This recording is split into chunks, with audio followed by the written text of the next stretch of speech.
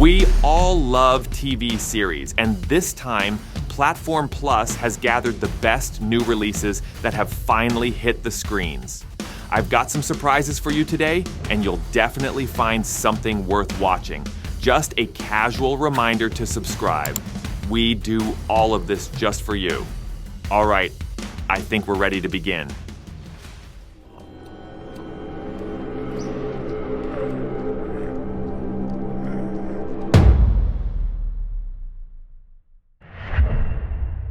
The Wheel of Time, Season 3.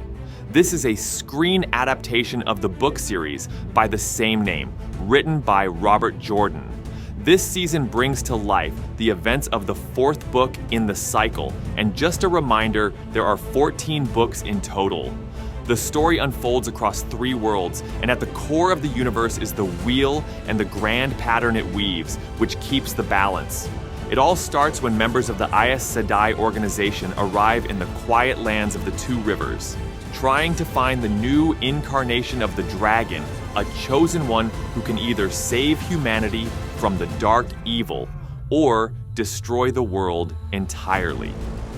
In Season 3, the characters go on a dangerous journey to uncover the true destiny of the Dragon Reborn. Overall, it's a large-scale and visually rich fantasy saga with real potential. Sometimes the series stumbles, trying to imitate other shows and forgetting its own unique atmosphere and the strong material it's based on. But by the 3rd season, the creators have clearly learned from their past mistakes, and surprisingly, the show has gotten better. Even compared to Season 1, it now feels like a proper big-budget series. The Wheel of Time, 10th place.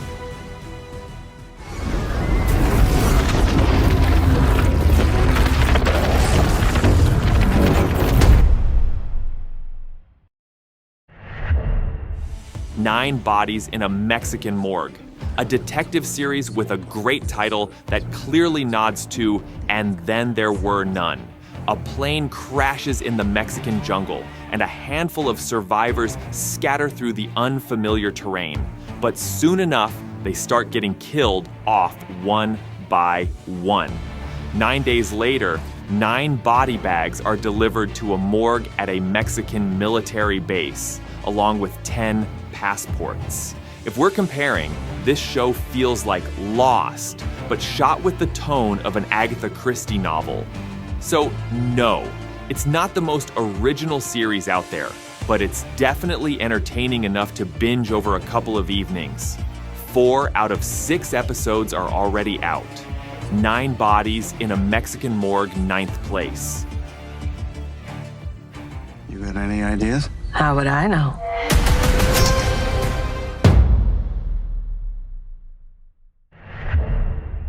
Long Bright River, a crime drama starring Amanda Seyfried. She plays a patrol officer who faces poverty, addiction, and violence on a daily basis. But when young women start turning up dead and her younger sister goes missing, she decides to launch her own investigation.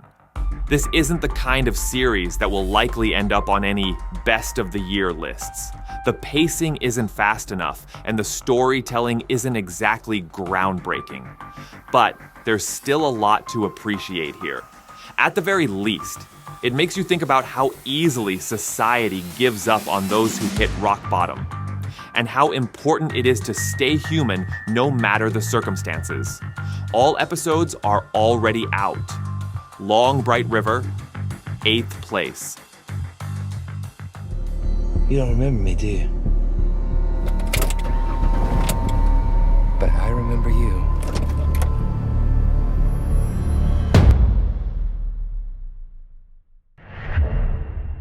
The Recruit Season 2. Among the creators of this adventure series are Doug Liman, director of The Bourne Identity, and the rookie showrunner Alexi Hawley. The lead role is played by Netflix teen rom-com star Noah Centineo. And yeah, Turns out the guy's got some serious action legs. The show follows an inexperienced 24-year-old lawyer who lands a job at the CIA. In season 2, he gets caught up in a life-threatening spy situation in South Korea, only to realize the bigger danger might be coming from inside the agency itself. The series doesn't reinvent the spy thriller genre, but it's still a lot of fun. There's plenty of action, some solid humor, an engaging look into CIA inner workings, and characters that are actually interesting to follow. All in all, it's solid entertainment and a pretty decent show overall. All episodes are already out. The Recruit, 7th place.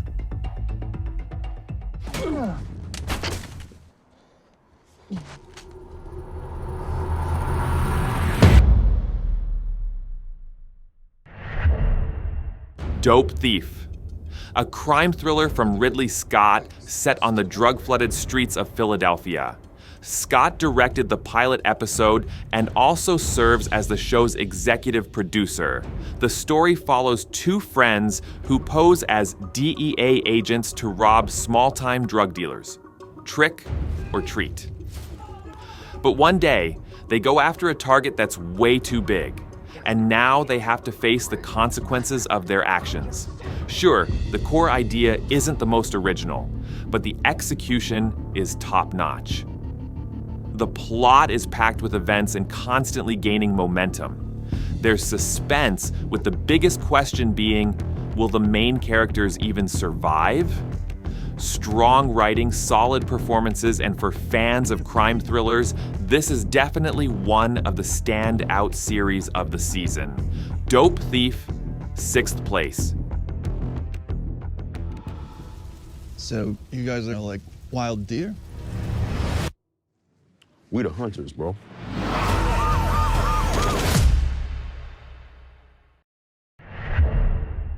The Residents, a comedy mystery with just the right balance of unpredictability and logical twists.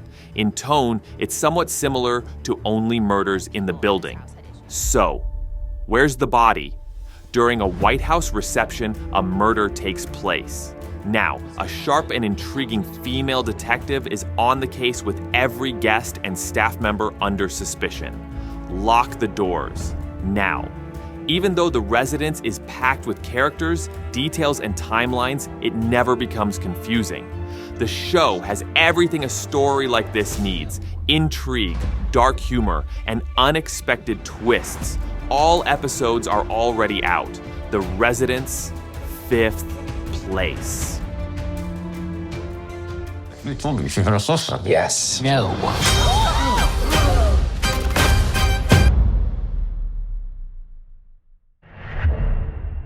Gangs of London Season 3. This is a brutal gangster drama that started under the direction of The Raid's Gareth Evans, and the team that followed has tried to stick to his style. Season 1 kicked off with the murder of a local crime boss who had kept all of London's gangs in check, and that one event shattered the fragile balance of the city's criminal underworld. In the new season, the crime lord's son continues his feud with an undercover cop who's now fully gone gangster. The backdrop for the new power struggle? A mass cocaine poisoning. By season 3, the show has become even more intense. It's still got that sharp plot, hyper-violence, and signature approach to action. The shootouts, the fights and scenes that go way beyond what we're used to seeing on TV are all here. The downside? In between the chaos and bloodshed, it's pretty easy to lose track of all the plot lines and character motives, especially if you've forgotten what happened back in season 1, which aired in 2020. All episodes of season 3 are already out. Gangs of London, 4th place. I'm gonna make you pay for what you've done.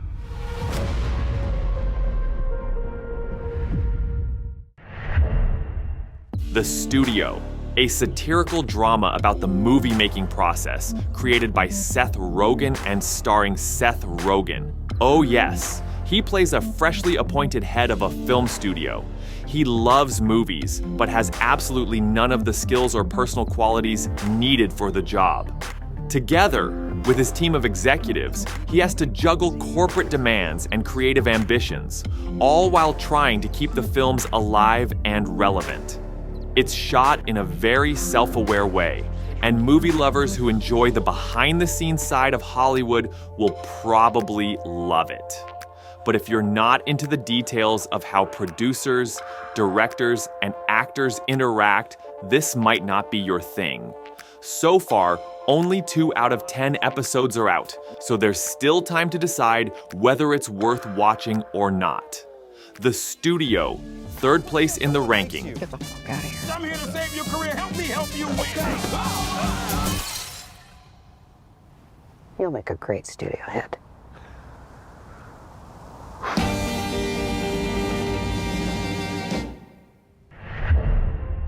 Adolescence, a British miniseries that instantly won over critics. It's already being called one of the best shows of the year and is on track for major awards. It opens with police breaking into a house and arresting a skinny 13-year-old boy right in front of his shocked parents. He's later charged with a horrifying crime. He's 13. This isn't a mystery we quickly find out who did it. It's more about teenage violence in the UK. So no, this isn't entertainment. It quietly dropped on Netflix. Without much noise, just 4 episodes, each one filmed as a continuous hour-long take with stunning attention to detail. Technically, it's an incredibly complex production, for example. Episode 2 only came together on the 13th take. This is serious, raw drama. It doesn't push a specific agenda and doesn't offer easy answers, and it's clearly headed for the top of many lists.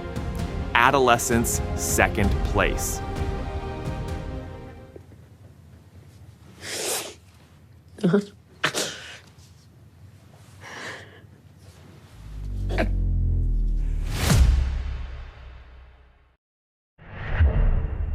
The Last of Us, Season 2.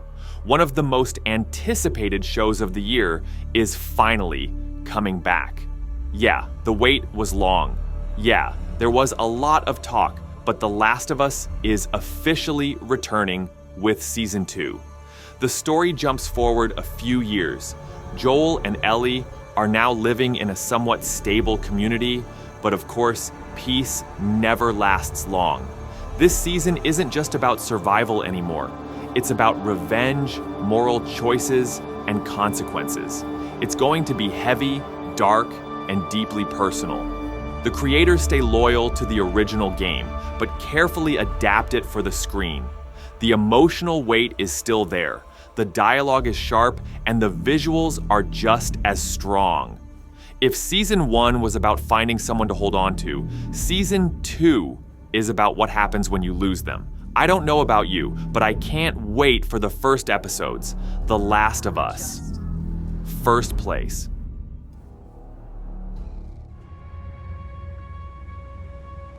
You swore.